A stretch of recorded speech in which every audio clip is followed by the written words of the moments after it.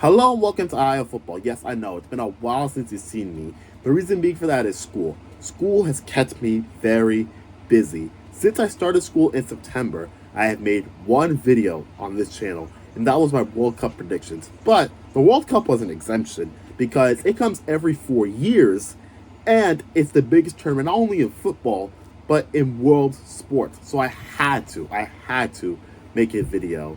But I'm out of school now. I'm home for the summer. I am trying to get a job because I need to pay for expenses, whether it be for this channel or in other places in my life. But my goal is to still be consistent despite that, upload at least one video every 2 weeks. But enough with my ramblings. You guys know why you're here. Me, along with every other football YouTuber, makes predictions videos for the Premier League before the season starts. Again, like I said, I am no exception. I did the same thing. So this video, we're going to be reacting to those Premier League predictions. I'm hoping to get at least 25% right, which would be 5 out of 20 predictions. You guys are coming on the journey with me to find out what I got right, what I got wrong, and if we can, attain that 25%. So without further ado, let's look at these predictions. 20th, Brentford. Not only did Brentford not finish bottom, they didn't even finish in the bottom half. I was wrong by a full 11 places. Let's just move on to the next prediction. 19th, Bournemouth. I think Scott Parker is the most overrated manager in the English game right now. He does not have what it takes to be a top-flight manager, but Bournemouth will find that out far too late because of English hype and bias. They'll be persuaded to keep him as manager. Also add to the fact that Bournemouth haven't equipped themselves well for the upcoming Premier League season, and I also think that will play a part in their demise. However, I do think Dominic Solanke will improve from his last outing in the Premier League, getting around 8 to 10 goals this time, and Philip Billing will once again prove why he is this generation's Leroy Fer by performing decently for another relegated side. I think I deserve some credit here because I was sort of right. Scott Parker is the most overrated manager in the English game and maybe in world football. I really do think if he ended up staying for as long as I thought he would, Bournemouth would have been relegated without a fuss. He lost 4 out of the 5 games he managed this season by an aggregate scoreline of 16-2, and it was capped off by a Premier League record-tying 9-0 defeat to an out-of-form Liverpool. And then he decides to throw everyone under the bus, from the board to the players. I remember when Ralph Hasenhüttl lost 9-0 versus Leicester, and everyone was demanding for him to get sacked and never work in football again. By contrast, when Scott Parker lost 9-0 and he did actually get sacked, everyone from the fans to the media was making excuses for him on why he shouldn't have been sacked, and as if my point needed to be proven any further on him being overrated, he ended up getting a job at a Champions League, yes, Champions League level club that were actually in the round of 16, a place where Barcelona weren't even allowed into, and they're one of the biggest institutions in world football. Moving on from Scott Parker, Solanke definitely improved on his last outing in the Premier League and was decent. 6 goals and 7 assists is not elite numbers, but it does highlight the improvements he has made as a player, and Philip Billing has proven to be exactly what I said about him. He scored a club-high 7 goals and was one of Bournemouth's players of the season. I really do think I would have got this spot on if Parker had remained manager for as long as I thought he would have. But apparently, they were harboring a manager in their coaching staff that would do so well that he would be getting shout for manager of the season. But I do remember saying something else. So let's see what I said. Bournemouth are going down, and I am so confident that if Bournemouth do the impossible and stay up, I will make a 10-minute appreciation video of AFC Bournemouth. Oh, okay, so that will probably be coming out in a couple of weeks, so stay tuned. 18th, Everton. No, I was so close, so close. Since Farmers has come in, Everton have only qualified for Europe once, are in crippling debt, and just had their worst season since Wayne Rooney was a teenager on Merseyside. I think this season will end Everton's 69 consecutive year stay in the top flight. You lost your best player. Calvert-Lewin could very well be a one-season wonder. I'm not completely convinced on Frank Lampard. And again, the debt really hampers the means of how you can improve the squad. I think Everton are in for a world of pain this decade, and it's going to start off with relegation to the second tier. You know what?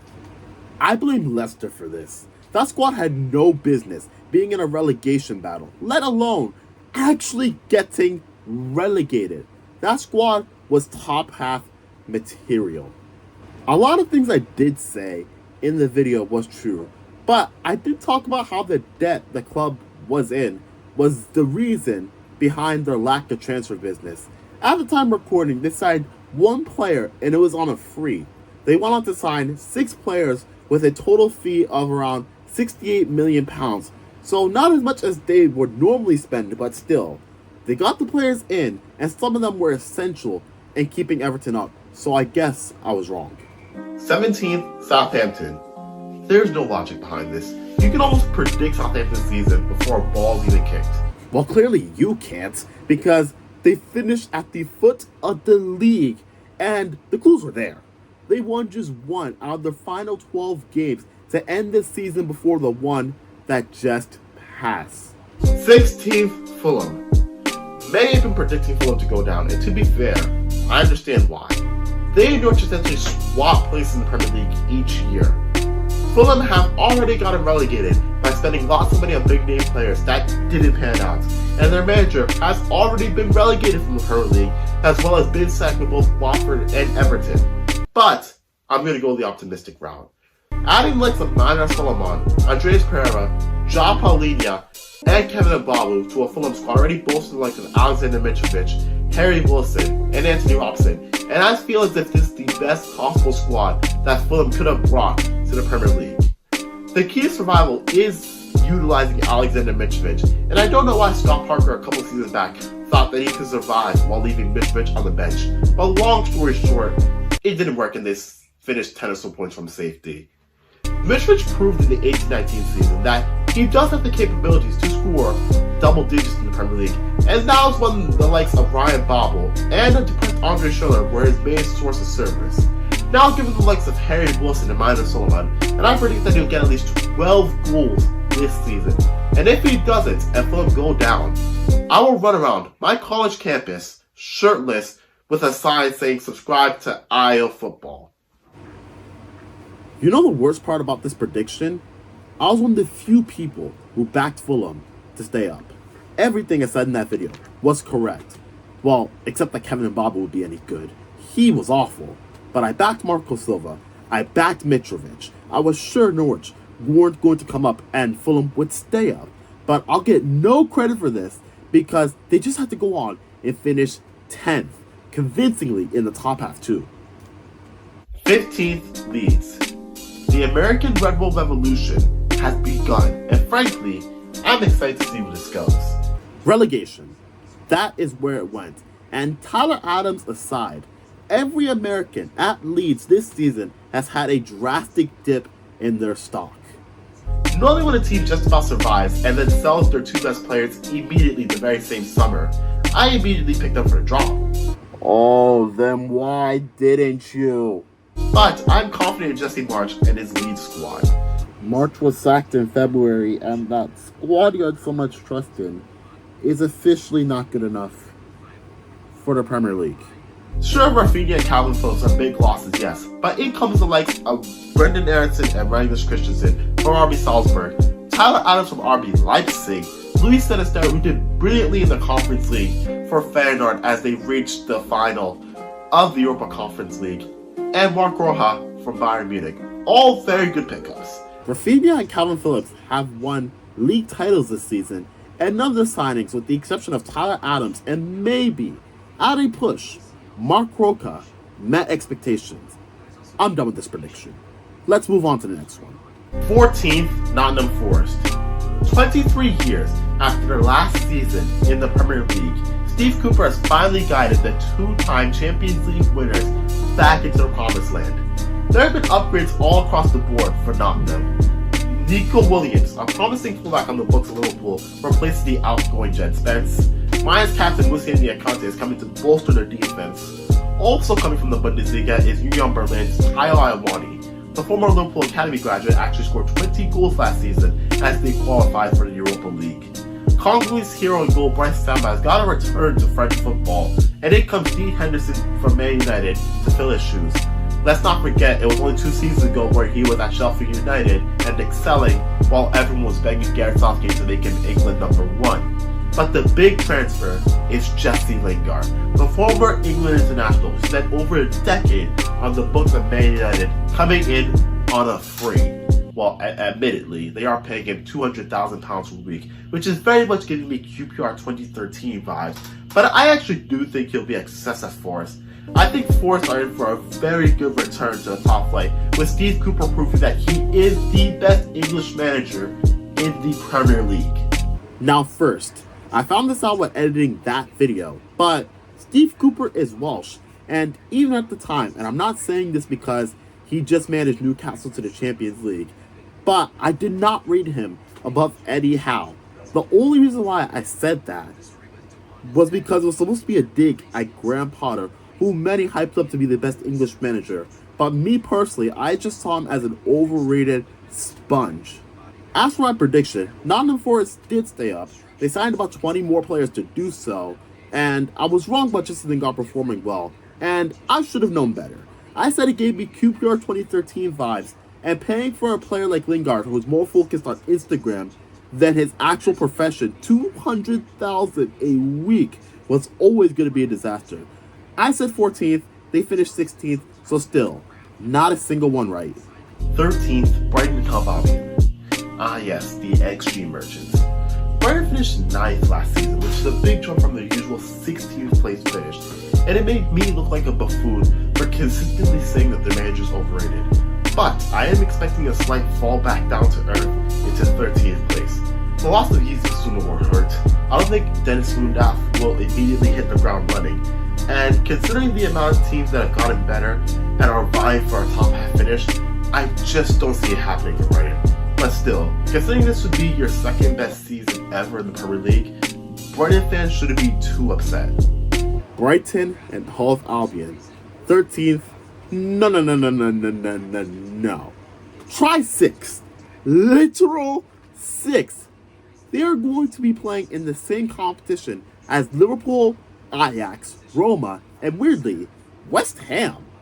The only thing I was right about is that it would take time for Dennis Undaff to adjust, and Graham Potter being an overrated manager. And I do think if Potter had stayed the entire season, they would not have gotten as high as 6th place and probably finished around 11th. But no, Potter just had to go to Chelsea. 12th, Wolves. Wolves had the 4th worst attack in the league last season, also the 4th best defense in the league last season. The 3 teams that scored less goals than Wolves will not be playing top flight football this season, and the 3 teams that conceded less goals than Wolves, well, they had their European hopes ended by an Italian manager whose most famous and revered tactic is they lift up an eyebrow. But anyways, back to Wolves though. Alexa, Cody, and Kilman are good players, but at the same time, I feel like them, along with the rest of the Wolves defense, overperformed to a slight degree last season. But even if they overperformed the season before, I still think they'll be good enough that the defense won't be a concern. However, the attack is a different story. I think it's time to admit that Raul Jimenez has passed it and he's never coming back to his old self. Fabio Silva is not that guy to lead the line, and while Hwang showed promise in the first half of the season, he massively fell off in the second half. To be fair, I expect Pedro Neto to net double digits and have a good season, which is why I said 12, but Wolves honestly need more going forward. If Wolves had just collected 4 more points, this would have been a correct prediction. Everything I said was correct, well, except for Pedro Neto hitting double figures. I think it might be time to accept that he too, like Jimenez before him, is past his best and now is just a permanently injured oaf, whose main job is to warm the treatment room beds. But back to Wolves. Their defense overperformed last year. They went from conceding 43 goals last season to 58 this season and had the worst attack in the league by far, scoring just 31 goals all season, with their joint top scorers having 12 goals between them. And looking at the way this season ended for them, with one win in their final 6 matches, losing by an aggregate scoreline of 14-2, and the rumors of some of their best players walking out the door, they might be one to tip for relegation come August. 11th, Aston Villa. Villa made a lot of moves at the start of the window, such as making Coutinho's loan deal permanent and adding the likes of Diego Carlos and Boubacar Kamara to the club. But after those first 2 to 3 weeks, they haven't really been active in the window. The only movement that's been done by Villa is the captain's armband. Steven Gerrard is still unproven in the Premier League, and while I do think he will improve on your 14th place finish, I don't think a top half finish is beckoning for Villa. Alright, so Coutinho had about as much of an impact on Villa this season as the initial suspension John Morant got for holding a gun on IG Live. I think Steven Gerrard has now proven that he ain't that guy when it comes to management. And if he were to have lasted just a little bit longer this season, let's just say they'd be a lot closer to the drop. And, the obvious one. Not only was this the season that Villa finally got back into the top half, but they finished 7th and qualified for the Europa Conference League. Honestly, what a job Unai Emery has done. But this means that I'm officially 10 predictions in, and I have still yet to get one right. 10th, West Ham.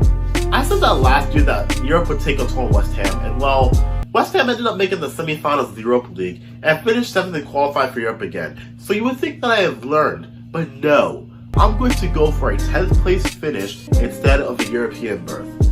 Well, I was right, but they did much worse than I expected. They didn't even make the top half. They finished 14th. 14th is where European champions West Ham finished. 9th, Crystal Palace. Patrick Vieira is building something special at Crystal Palace. Not anymore because the man was sacked. But Palace were in 12th when he departed, and they came out of a spell where they played 12 games where they played every Big Six team, which included Man United twice. And the other teams they played finished 4th, 6th, 9th, 7th, and 6th again. Yes, he did not win a single one of those games, which is why he was sacked, but I do think it was a bit harsh. Let's just see the rest of the prediction. I think Palace are in for their first Premier League top half finish since the 14-15 season, where they snuck into 10th. I also think that Wilfried Zaha will see out the final year of his contract, and in his final season will bag a career high of 17 league goals and 7 assists to follow to lead Crystal Palace to their highest ever Premier League finish. Just you watch and see. 7 goals and 2 assists. I predicted that he would have 24 goals and assists. He had just 9. And no, Crystal Palace did not finish 9th. They finished 11th. 8th, Newcastle. Sensible. That is the one word to describe Newcastle's transfer window. Seth Botman is a brilliant signing. Matt Targett did well on his long spell at the club, so it was no brainer to make his move permanent. And getting Nick Pope, an England international, on the cheap from a relegated Burnley side is stellar business. They've also managed to get rid of a bit of deadwood. Dwight Gale has left the club on a permanent basis to Stoke, while Kieran Clark, Jeff Hendrick, and Isaac Hayden have all gone out on loan. Freddie Woodman's departure represents the first profit they've made this summer, so up until this point, pretty good business from Newcastle. If we were only going to take into account the second half of the season, Newcastle would have finished 3rd. Give Eddie Howe a full season at Newcastle, with the caliber of players at the club, and Newcastle are firmly finishing in the top half. I'm mad at myself for this one. The clues were right in front of me. I complimented the business. I cited the turnaround under Eddie Howe and how they were the 3rd best team in the league after his arrival. Was it because they didn't sign any superstars like Neymar or Eden Hazard that I predicted them to finish 8th? I'm not saying I am stupid for not predicting them to make the top 4, but I was stupid to not predict them to break into the top 6, or at the very least finish 7th and get European football.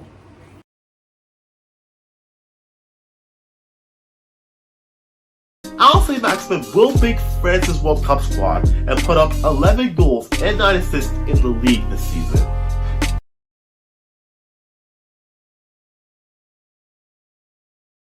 7th, Leicester City.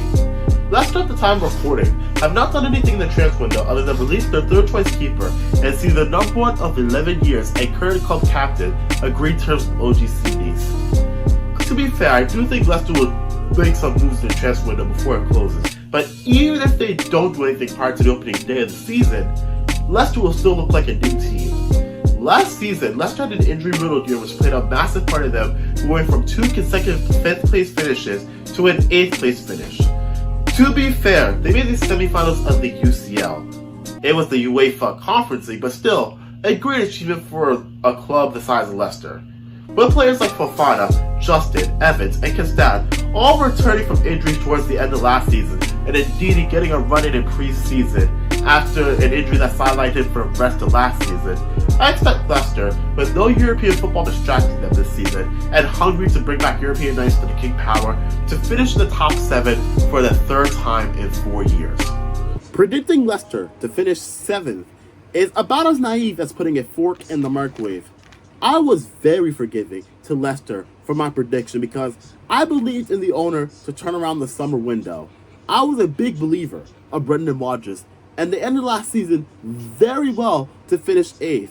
But even the most unforgiving of fans never thought Leicester would get relegated. They are up there with the likes of the 2003 West Ham team and the 2016 Newcastle team as the best teams to ever go down from the Premier League. Look at the quality in that team. This is a top half caliber team, and what makes this sad is that this is only the 3rd time in Premier League history that a former champion has went down. The other 2 times, Blackburn in 1999 and 2012.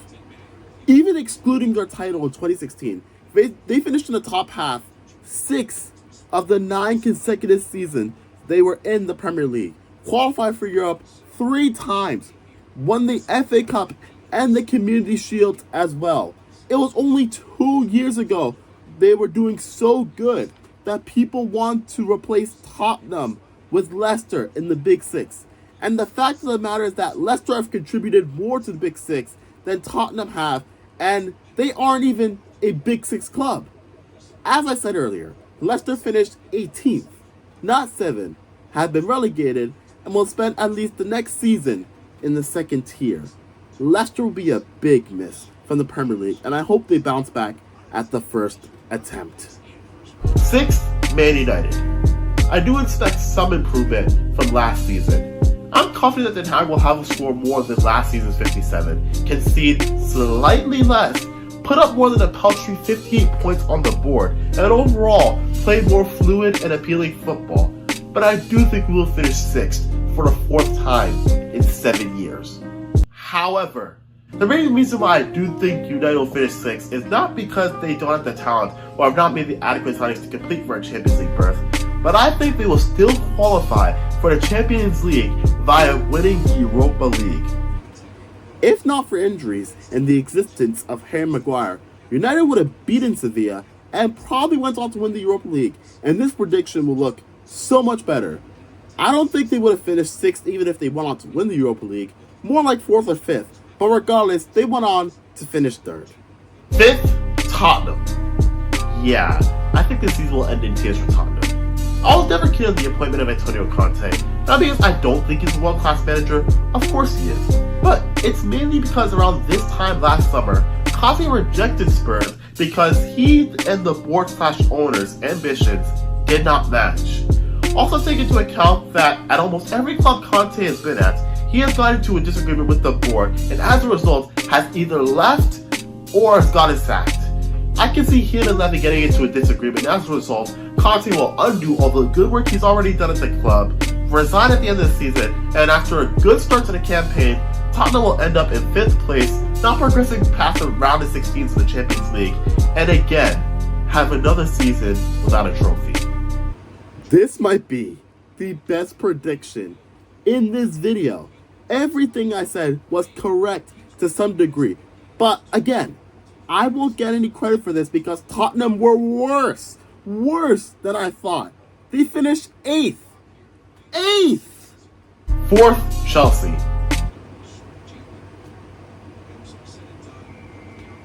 Oh wow. Thomas Tuchel might not want to admit it, but he is a man under pressure right now. I honestly believe that if Abramovich was still the owner of Chelsea Football Club today, he would have been sacked at the end of last season. For a team that was the favorite to win the league last season, third place and no trophies is not a good return. I can't even imagine the ungodly acts Chelsea fans would do to be in that position right now.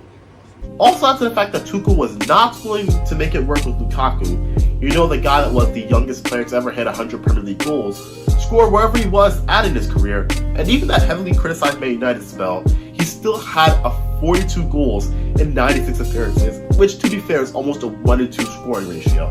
The fact that he was still willing to send him out on loan for a loss of 90 million and has just now recently complained about the striking options he has will firmly be on the mind of Todd Boehly. We have seen many times after a takeover where a manager has immediately been sacked within the owner's first full season because he doesn't fit the vision he has for the club. Tuchel has to prove that he is that guy, and in all honesty, I don't think he will. Did I accurately predict that Tuchel would get sacked and that Chelsea would struggle without Lukaku? I think Chelsea are in for a bit of a rough season, but at least they still qualify for the Champions League with the squad that they have. Chelsea did not have a rough season. They just straight up had a bad season. 12th in the league, lost 16 games, scored 38 goals in 38 games as a team. Officially, they are the 5th best team in London, and to rub salt into the wound, Romelu Lukaku, the striker that Chelsea fans claimed they didn't need, has outscored every single player at Chelsea, despite spending a hefty chunk of the season out with injury. Already won 2 trophies on the season, and by the time this video has been uploaded, could be a Champions League winner. Oh, and to make this taste even sweeter, well, for me, Graham Potter, a man who I constantly, to no avail, tried to convince people he was an overrated hipster who's not even on the same caliber of manager as a prime David Moyes, was their manager for the bulk of the season. He won just 7 out of 22 league games during his time at the club, had less than a 39% win rate, got bent over by his former team 4-1, did not progress a single round in any domestic cup competition, and lost 11 times in all competitions. When they signed Tuchel, they were 6th in the league. By contrast, when they signed Potter, they were 11th. If this season has taught us anything, it has taught us which British managers are the product of unadulterated, unwarranted English hype, and those who are the real deal, not just in the Premier League, but in English football as a whole. Third, Arsenal. Despite the fact that they've exceeded expectations last year and have backed it up with a great transfer window as well as pre-season so far, I still think Arsenal are being slept on. I also feel that Arsenal will finish above Chelsea for the fact that although Chelsea have the better players on paper and have signed the bigger names, I do think that the players that Arsenal have complement each other more than Chelsea's. Also add to the fact that Tuchel will be under pressure to impress the new owner, and I think that with Arsenal having much less to lose from this season, I think they will squeeze their way into third. This is such a brilliant prediction. Everything was spot on. But no, Arsenal just had to finish second. And not only that, they were in first for 93% of the season and spent a total of 248 days at the summit of the Premier League. We are left with just the top 2. Just the top 2. And I'm yet to get a single one right. Let's see who I predicted to finish second. Second, Man City. Oh, come on! Man City are the last team in the Premier League to have the chance of doing a three-peat. I remember going back and forth with some friends a couple years back, with me emphasizing that City will not do a three-peat. Long story short, Liverpool essentially had the league title wrapped up by Christmas, and I think history is going to repeat itself again. Well, history did not repeat itself. In the history of the top flight, the three-peat has only been completed 5 times. Just 2 of those have come during the Premier League era, and both of them had been achieved by their neighbors in red. Pep Guardiola and his City team will be desperate to do the three-peat in order to emulate and bury the rival's achievement. But I do think the combination of losing the trio of Sterling, Jesus, and Zinchenko, injuries, signings taking time to adapt, and the team in first just being better over the course of the season, City will not, and I mean not, do the three-peat. Not only did history not repeat itself, and they did in fact complete the three-peat, but by the time this video comes out, they could also become treble winners. And for me, as a Man United fan, this is just too much pain to bear for one season. Let's just move on to the last prediction. First, Liverpool. Fifth. Not only did Liverpool not win the league, they won't even be playing Champions League football next season. What an awful prediction. Just an awful prediction.